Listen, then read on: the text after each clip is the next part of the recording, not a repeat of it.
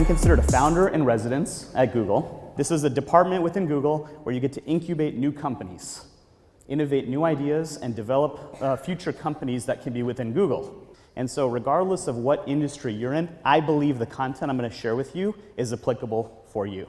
In my trade, which is product management, and in particular digital product management, the concepts that they want to achieve to reality.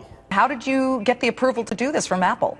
Hi, Liz. Thanks for having me. It was a really interesting process. We downloaded the SDK. We started understanding what can you do with this form factor? What are the limitations? What are the possibilities?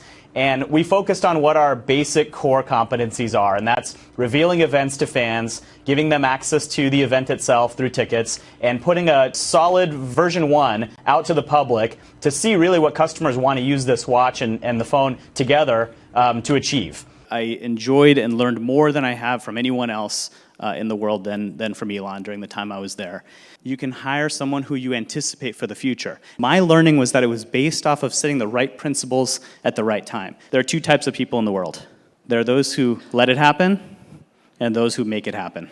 Now that the device is out, now that we can try this on our phones plus our watches and see the interaction between the two, you'll start to see the quality of experiences increase. So I think so. I think everyone has figured out what's their core competency, what's the right use case given what they have today, and then they'll start to figure out the capabilities of the watch and frankly what the public wants out of a watch. I can't certainly speak to that, but it is interesting to think about all of that data being revealed to Apple and how they compete in the search space, as things go forward. It basically says that in a trade of product management and decision making, you can apply it really in any industry if you have the general tools and essence of what it means to make smart decisions, interacting with anyone else, because it's so insightful and so specific, and some things that you can't even process what he's thinking, landing stuff on different planets. I like to empower people to make decisions. Profitably means acquire customers at an effective rate, and sustainably means keep them as subscribers and potentially have them acquire more subscribers. And then you have a strategy. You have a vision, and you have a strategy for what you want to achieve.